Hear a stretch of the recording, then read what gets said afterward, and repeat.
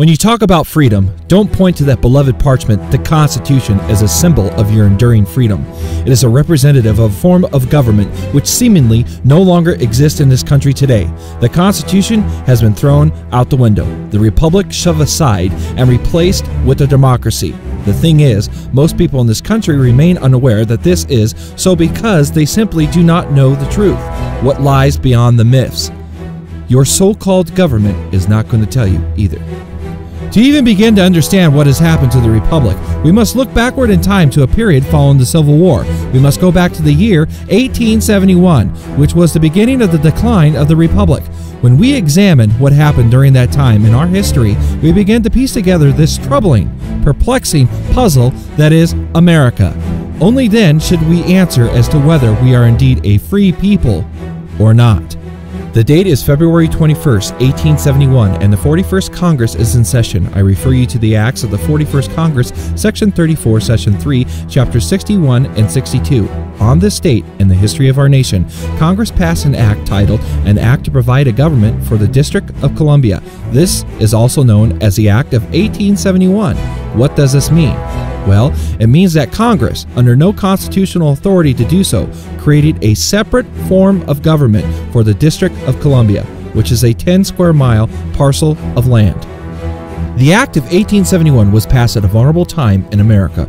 Our nation was essentially bankrupt, weakened, and financially depleted in the aftermath of the Civil War.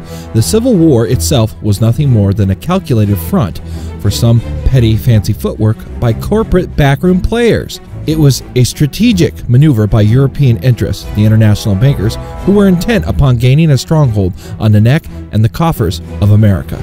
The Congress realized our country was in dire financial straits, so they cut a deal with the international bankers. In those days, the Rothschilds of London were dipping their fingers into everyone's pie, thereby incurring a debt to said bankers. If you think about banks, we know they do not just lend us money out of the goodness of their hearts. A bank will not do anything for you unless it is entirely in their best interest to do so.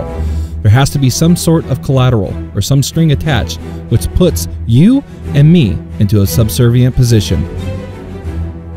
This was true back in 1871. The conniving international bankers were not about to lend our floundering nation any money without some serious stipulations. So, they devised a brilliant way of getting their foot in the door of the United States, a prize they had coveted for some time, but had been unable to grasp thanks to our founding fathers who despised them and held them in check. And thus, the Act of 1871 was passed.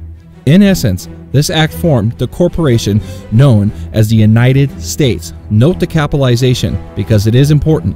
This corporation, owned by foreign interests, moved right in and shoved the original organic version of the Constitution into a dusty corner.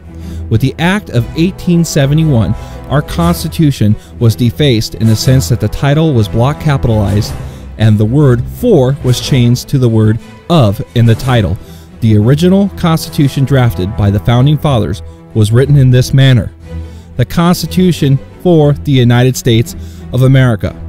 The altered version reads, the Constitution of the United States of America.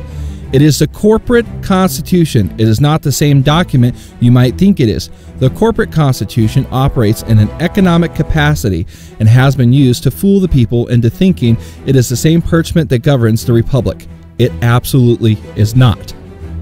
Capitalization, an insignificant change, not when one is referring to the context of a legal document. It isn't. Such minor alterations have had major impacts on each subsequent generation born in this country.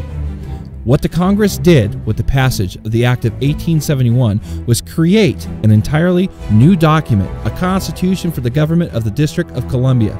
The kind of government they created was a corporation.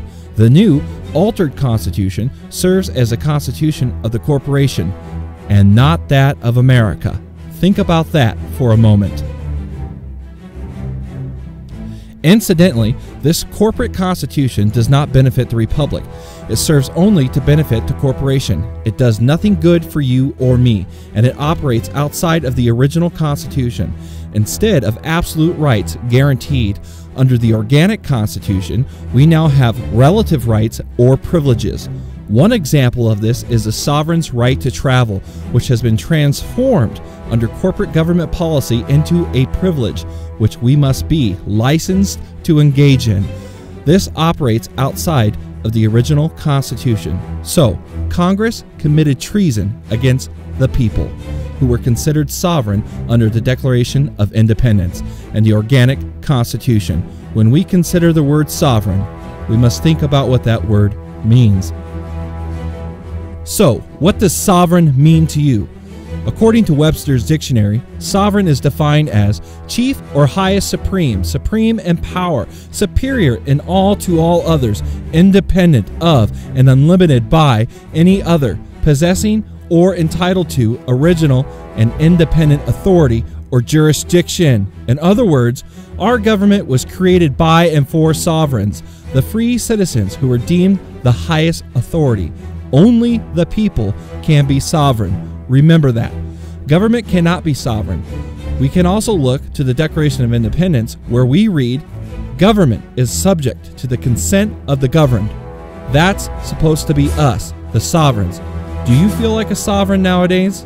You see, you are presumed to know the law. This is ironic because as a people, we are taught basically nothing about the law in school.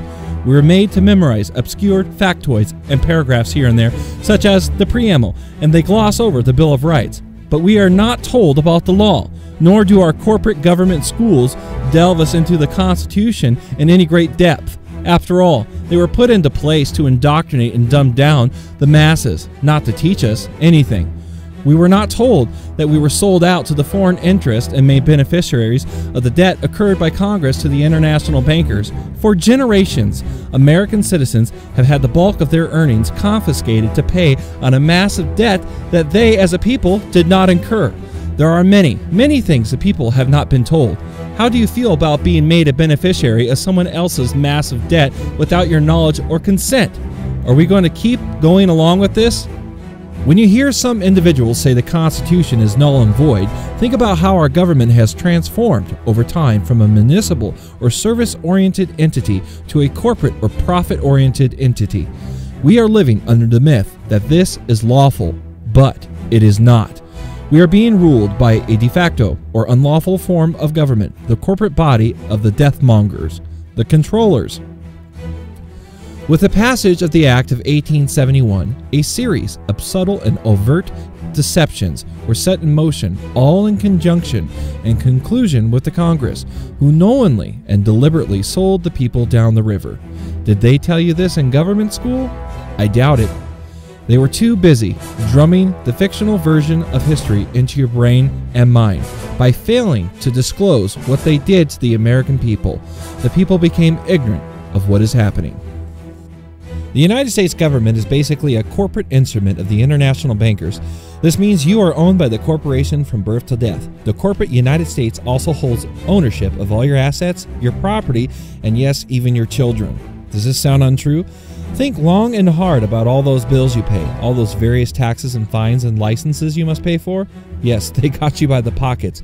Actually, they had you by the ass for as long as you've been alive. In your heart, you know it's true. Don't believe any of this? Read up on the 14th Amendment. Check out how free you really are. With the Act of 1871 and subsequent legislation, such as the purportedly ratified 14th Amendment, our once great nation of sovereigns has been subverted from a republic to a democracy. As in the case under Roman civil law, our ignorance of the facts has led to our silence. Our silence has been construed as our consent to become beneficiaries of debt we did not incur. The sovereign people have been deceived for hundreds of years into thinking they remain free and independent, when in actuality, we continue to be slaves and servants to the corporation. Treason was committed against the people in 1871 by the Congress.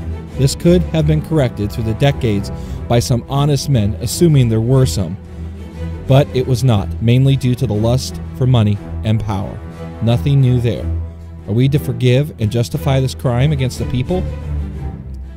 You have lost more freedom than you may realize due to corporate infiltration of the so-called government. We will lose more unless we turn away from a democracy that is the direct road to disaster and restore our constitutional republic.